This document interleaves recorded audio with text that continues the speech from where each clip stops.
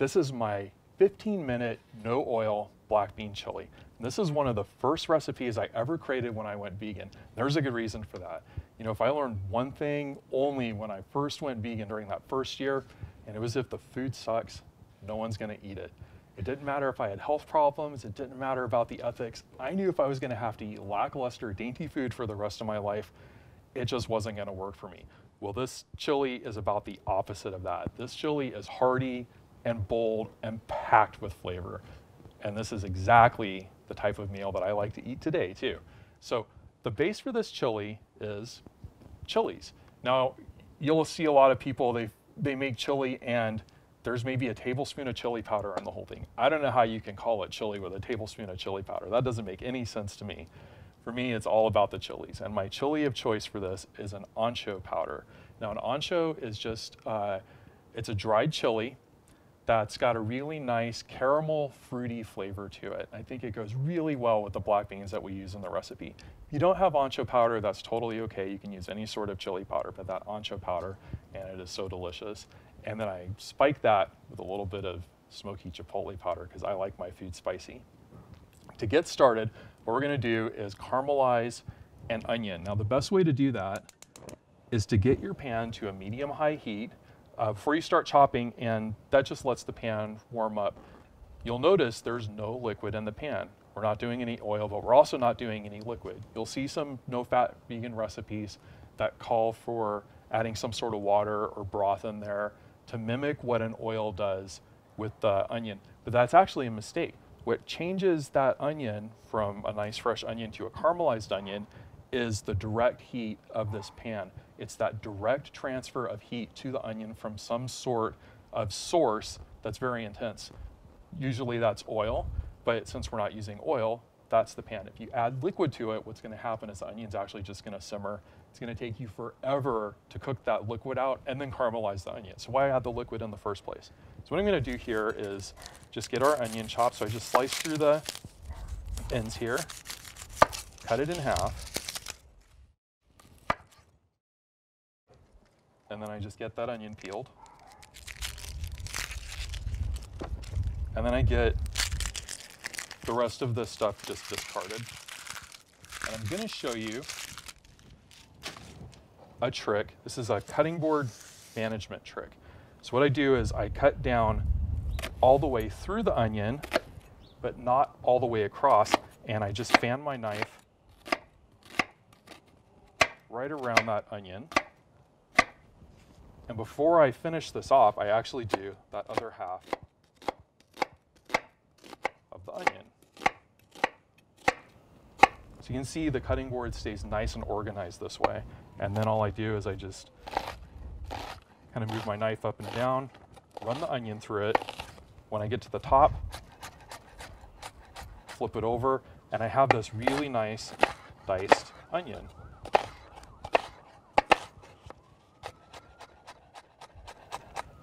And then that goes right in that hot pan.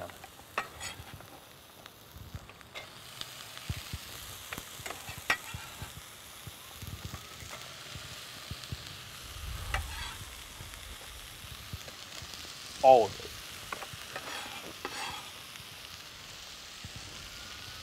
And now I'm going to have to show you one of the biggest tips I learned in the kitchen when it comes to caramelizing onions. That's this. I'm not doing anything.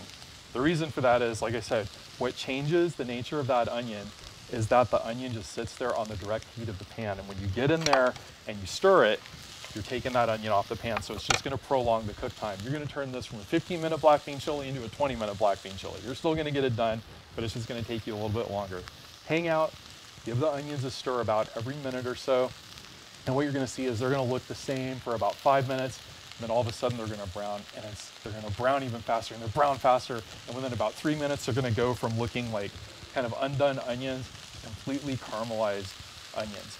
Now at that point, that's when we're gonna add in the garlic. Here I've got 4 cloves of garlic, and I'm gonna actually treat this the same way that I treated the onion. I cut down on the garlic, but not all the way through. And you can see they still look like I've got these nice intact garlic cloves, but they're actually sitting there in slices. Now I can just run my knife through it, and I have this wonderfully minced garlic. Garlic, however, cooks at a different rate than onion. So what we're gonna do is we're gonna let that onion brown first, all the way. Then we're gonna add the garlic in there. The garlic only needs to saute for about a minute, and then we're gonna take some beans with the liquid in the can. And yes, I use canned beans in this recipe because if I don't use canned beans, it's not a 15-minute black bean chili, I promise you. So we're gonna take the canned beans with the liquid, and that liquid's gonna pick up the caramelization from the pan, and it's just going to infuse that whole chili with a little bit of extra flavor. Once we're done with that, I'm just gonna add about 1/3 cup of ancho powder, some other spices, and at that point, we're done. And if you want to stretch the chili out, I'm gonna show you how to add some crushed fire roasted tomatoes to get some extra flavor into it. So I'm gonna give these a stir. We're gonna hang out for about 8 minutes, and then we're gonna finish this chili off.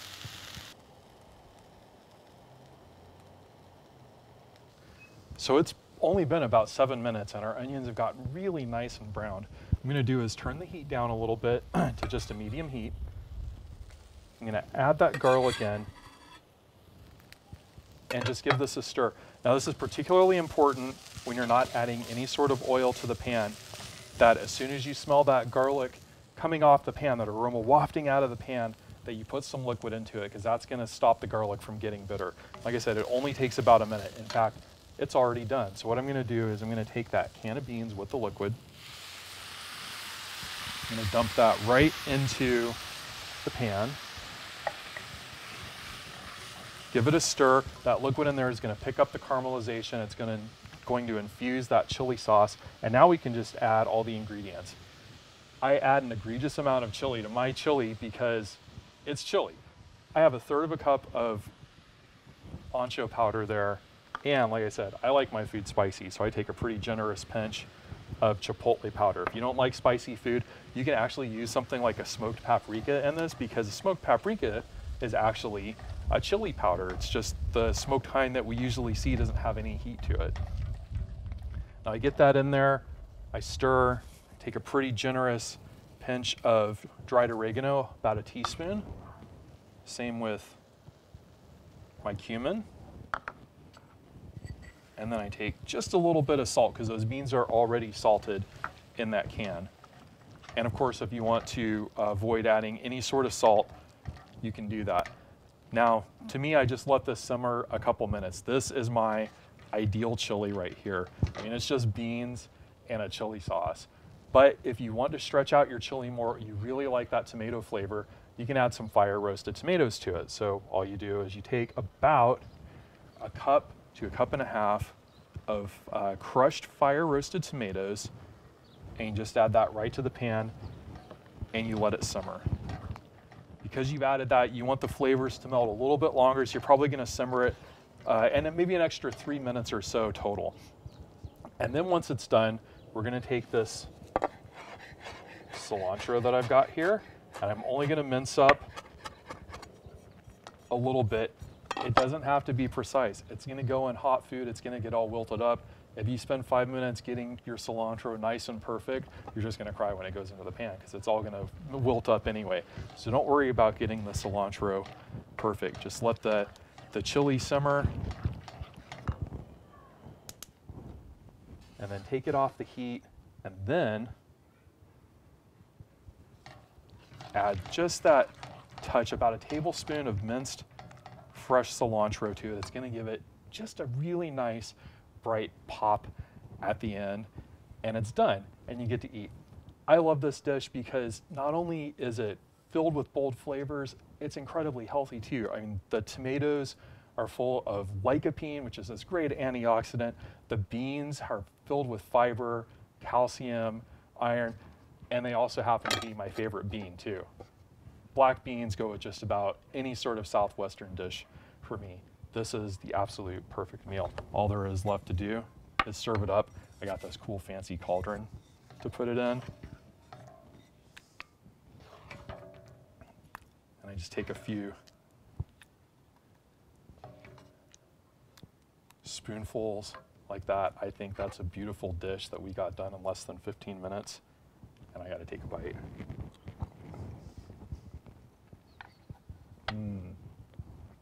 that is something I'm going to be full on and happy with for hours. You know, I created this recipe over 12 years ago when I went vegan for the first time, and even today, it's still one of my absolute favorites.